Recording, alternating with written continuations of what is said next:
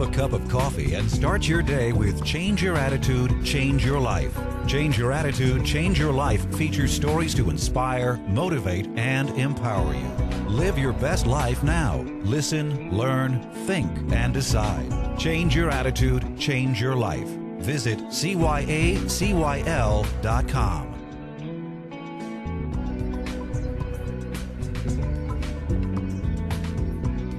Welcome to Change Your Attitude, Change Your Life. I'm Joan Herman. Thanks for tuning in.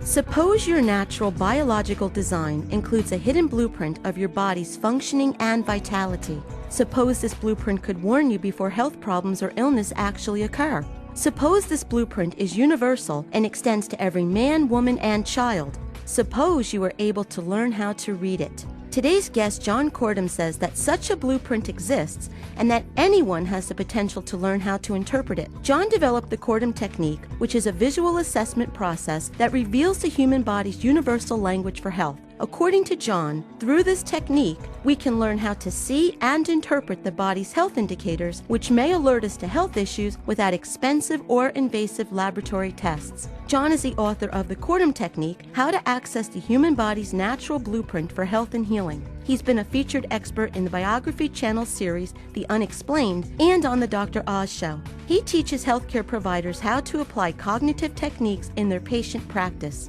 Good morning, John. Thanks for joining us today. Good morning, Joan. I'm delighted to be here. John, I saw your appearance on the Dr. Oz Show, and I have to say it was nothing short of amazing.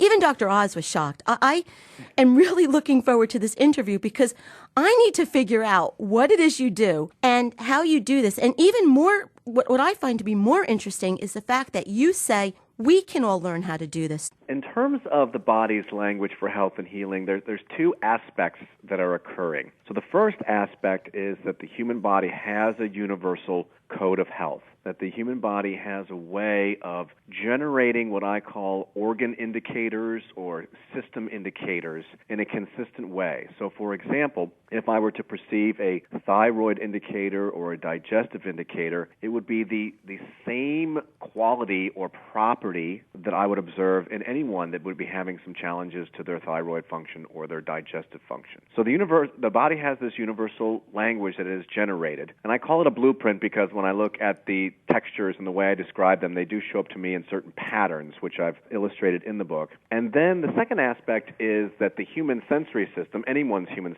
sensory system, is designed to be able to detect, identify, and interpret the body's indicators of health.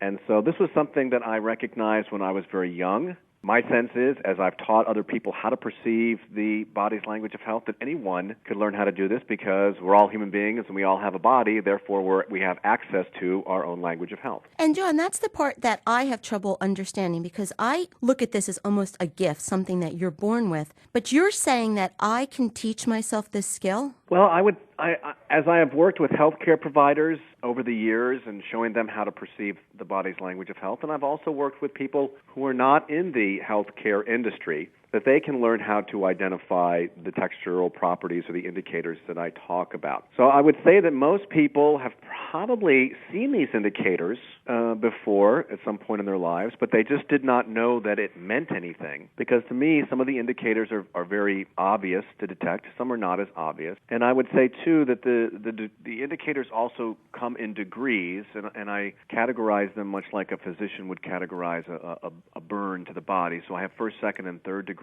categories for my indicators. So a first degree indicator would be one of a mild nature. And so when indicators are in their infancy or in a first degree, they may not be as easy to identify. Once you've learned how to recognize them, then they are easier to identify in the first degree stage. But for people with second and third degree, as the intensity of the indicator increases, along with the intensity of the challenge to the health of the organ or body system, they become more and more perceptible to our human eye. So my sense is that people have seen these, they just did not know that they meant anything, and they didn't know that they meant anything about our health. What I keep going back to is when I was growing up and my mother would push me back and say, look at me, and she would look at my face and say, something's off, you don't look well, do you have a headache? Or, I mean, in very, very basic terms, is that kind of it when you look at someone, you see something's off, but then you take it steps further and you learn how to classify it under your program? Yes, we've all had the experience of being around friends or family, and we notice, maybe they're just not, they don't have the same presence that they normally do. And some people might, describe this as, this person's not in a good mood today, or this person looks tired, or something's just not quite right with this person. Many people have had that experience. It's taking those kinds of perceptions and going further with them. So rather than saying, well, something's just not right, but that's as far as I can describe what I'm noticing about a person, I've learned to say, well, what is it that I am noticing? And when I see indicators, I don't necessarily get an indication that something's not quite right with that person or something's off. But what I'm looking for is textural properties about them that will relate to the organ function. So, for example, when I look at someone that has respiratory complications, I perceive a dryness, an arid quality about them. When I'm perceiving someone with digestive complications, I perceive it as a density, as a thickness, as a concentration about them. When I'm looking at someone that may have some thyroid complications, I would identify that as spongy, porous. And so these are the vernacular that I've created around the organ indicators. And as I have shown healthcare providers how to identify the indicators, and friends and family out at restaurants for dinner, they agree with my vernacular. They would say, well, yes, I would look at that person, and now that you say to notice that they are spongy and porous, yes, those are the words I would use. And what's really important for this with healthcare industry is bringing a common vocabulary to healthcare providers. And my sense is that many doctors and nurses and practitioners are already using their senses in a variety of ways as they're working with their patients. But people have a lot of differences in the way they perceive, so there's no consensus. And so this may be why a healthcare practitioner might keep these observations to himself or herself. But by bringing this language, the common language, into the doctor office or into the hospital, now healthcare practitioners can be in agreement about what they're all perceiving. What has the response been from the healthcare industry? Well, I would say that for the doctors and nurses and practitioners that are interested to learn about this, they've been inclined to be in a discovery process. This is a new dimension, perhaps, for the medical mind about the human organism that they evaluate and assess every day in their office. And I would say that for the conventional medical mind, of course, there's always some of those that may not be as inclined, but I do show how I tested these observations in a clinical environment, and over the last decade and a half, I continue to produce the same results of around 93 to 95% accuracy as I work with people that have health complications that have been unidentified by conventional medicine or conventional tests or evaluations. Now, John, that makes sense in the healthcare setting, but what about an individual person? What can I take from your technique? And would I look in the mirror and am I able to sense things about myself, or is it only what I can sense about another person? Well, what I wrote about in the book as I was working with the office in Bethesda, in the private practice in Bethesda, where my observations were being tested by two of the healthcare providers that I have written in the book. During that time, I began to go through some of my own health challenges, and I would look in the mirror to get my own information. So this is something that once you've learned how to identify indicators, yes, you could look in the mirror and see if you have a certain indication or not. And if you have been diagnosed with a certain aspect of your health, you could observe the changes of your indicators in the mirror as you are going through your treatments or taking medications, as long as those treatments and medications are effective. As I've worked with people, for example, that have thyroid complications, I can look at them and tell whether or not the medications they're taking are having any effect on what's going on with their thyroid. So you get real-time feedback about your health when you're looking in a mirror or looking at another person and seeing how their indicators change. When the body returns to health, or whenever that organ or system returns to health, then the indicators go away. John, what would you say to someone that practices the technique and believes that there's something going on within his or her body, goes to the doctor, and they try to explain to the doctor what they're feeling and what their thoughts are, and this doctor basically just says, you're crazy. I mean, this happened to me years ago. I knew something was wrong, and they kept telling me it was all in my head, and it turned out to be an imbalance. So if someone believes there's something going on, how can they make their doctor listen to them? Well, having a doctor who will listen is probably the first step. You want to make sure that you're working with a healthcare practitioner that you have a relationship with, that you're in partnership about your health or any discovery process that you might be making about your health. And I would say, too, that more and more information is coming forward about these other aspects of what brings healing to the body, that medications and treatments or surgeries alone, while they can be effective in some cases, not in all cases. For example, why is it that two people will have an identical illness or disease and they receive identical treatment and one person prevails over the disease and another person succumbs to the disease? Why is there that difference if the treatments themselves are effective? I would say, too, if your healthcare provider would begin a discovery process to ask you, what is the messages going on with your body? I mean, of course, we'll do X-rays, MRIs, we'll take the tests, we'll do the blood panels, we'll consider the medications or the proper treatments to support the organ imbalance. But at the same time, if your body's behavior is a message for you, because the only language the body really can speak to us overtly is through pain and discomfort. The only way the body can get our attention. So if that's the case and you're having a certain imbalance, well, why is it that particular organ's going out? What voice could you give to that to receive the message from your body? John, at this point, we're going to take a break for this week's Good Life Tips. Stay with us for information to help you make the positive life changes that we talk about on the show. When we return, I will continue my discussion with John Kortum. We'll be right back.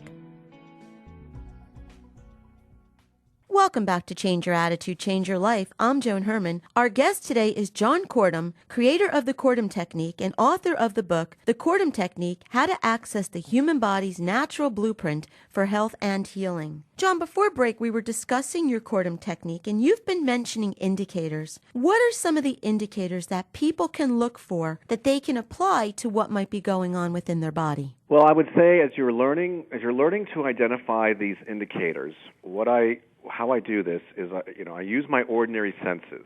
And I know there are many people that say they can perhaps perceive into the body like an X-ray or an MRI, or they're moving into what we might define as a non-ordinary state of consciousness or a sixth sense. But for me, I'm using my ordinary five-sensory system, and specifically when I'm looking at someone, I'm combining my visual channel with my sense of touch. So as I look at people, I perceive textures.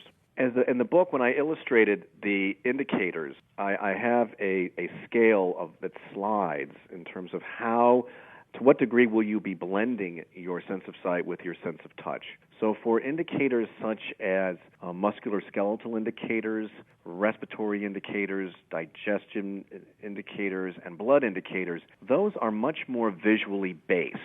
So you don't have as much of the feeling component or the touching component in your sensory channel as you do when you get into cardiovascular indicators or prostate indicators or spine and neck indicators or hearing indicators. So as people are learning how to do this, they want to learn how to move along that scale of blending their senses. So as you're learning, when I teach people, I often start with the musculoskeletal, the digestive, the respiratory, and the blood indications, because those to me are very obvious in their optical appearance. As I mentioned in the introduction, I watched you on Dr. Oz, and you really surprised Dr. Oz. There was a time when they would put up 3 pictures of, let's say, 3 women, and Dr. Oz would say there's something going on with someone in these pictures, and immediately you would say, well, take out the middle woman, and number 1 and 3 have a breast issue. And then another one you would say, oh, well, 2 and 3 are gone. Number 1's cardiovascular. And he was standing there with his mouth open. So this is definitely something, if people are interested in this is a wonderful book to get, The Kortum Technique. And again, I'm still trying to figure it out. I find it very, very interesting and very amazing. And I've been actually, since I saw you on Dr. Oz, I've been staring at myself in the mirror. And I read the book, and I'm trying to figure out what I see when I look at myself. And it seems that the harder I try, the less I see. Is this something that we have to be you just almost have to be in a trance and relax to see it? No, I do not go into a sensory mode. This is something I can do when I'm in the grocery store shopping or walking down the street or operating a motor vehicle.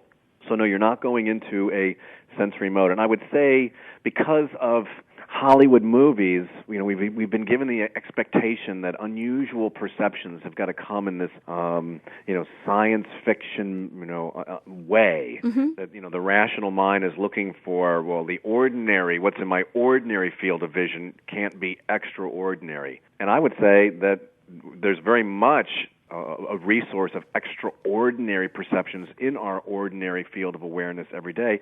And I would say that's probably the reason why healthcare providers or other people haven't noticed these indicators, because they are so simple. The body's language is very childlike, and it's so obvious and so simple that it's been overlooked, rather than something that is very difficult to achieve in terms of perceiving. I think that it's so simple that people look beyond it because they are looking for some kind of specialized sensory system. And that's why you say to notice the unnoticed. Yes. Now, John, what is the lifespan moisture level, and why is that an important indicator? What I've noticed over, the many years of observing the body's language of health is there's also what I call the lifespan moisture level. So the indicators will relate to specific organs and systems, but the lifespan moisture level tells me about the body's general overall power supply that the body will have to draw on when faced with a challenge to the body's system. So when I work with people that maybe have been given a life-threatening diagnosis, if they've been diagnosed with a certain disease or cancers, but when I look at them and I see that they have a really good moisture level, and as I talked about on the Dr. Oz show, I rate that moisture level on a 0 to 100% scale, and 100% being an optimal level of moisture. When I meet with people, if they have life-threatening diseases and I see that they have a really good moisture level, I can say, you're going to be okay. Your body's letting me know you're going to be okay. Now, you may, in the short run, go through some treatments and some procedures right now, but from what your body's telling me, you're going to be okay.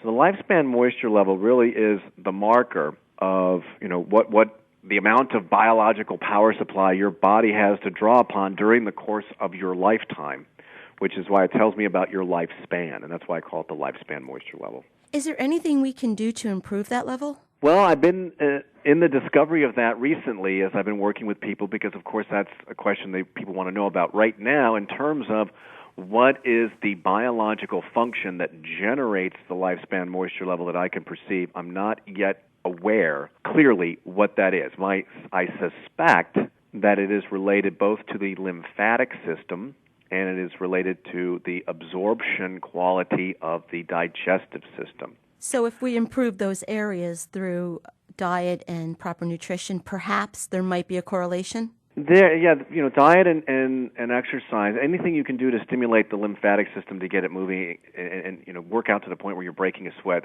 I think that's just great for the body in general, because I think for people, if they become inactive or they're not working out very much, that as the body kind of quiets down with physical activity, we move maybe into our own kind of lethargy. And just in general, whether you're confronted with an illness or not, getting your lymphatic system to move is always great, I say. But in terms of going beyond digestion and going beyond exercise, when I look at the blood and lymph system, what the body system is telling me is oftentimes when people have specifically blood indications or blood complications, is that they have a thin veneer between them and their external environment, their world, not only the material world, but the world of relationships.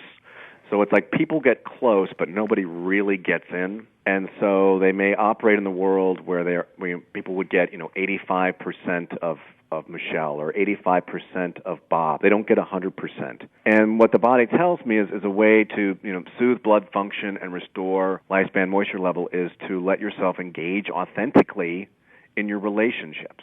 And then with digestion, and the metaphor that I find with digestion is just as we want food to pass through us unobstructed, the body wants life and our life experiences to pass through us unobstructed. So, John, it goes right back to the mind-body connection. Absolutely. And here's where, changing your attitude can change your life, changing your perspective can change your health, and it really puts us in a place of personal power with our own bodies and the destiny of our health.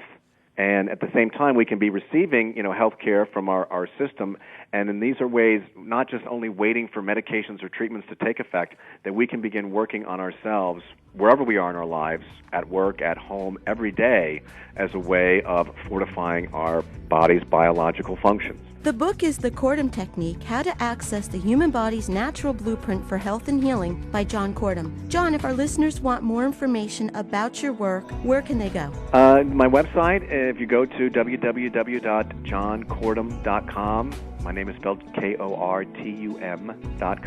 And as always, if you'd like more information, you can visit our website, cyacyl.com. That stands for Change Your Attitude, Change Your Life. While on our site, listen to past shows as podcasts, read the digital magazine, sign up for our mailing list, take part in the book club, and be sure to follow the show on Facebook and Twitter. John, thank you so much for spending time with us. As I said, I find your work fascinating, and I am going to be a student of the Kortum Technique, and I do encourage our listeners to read the book.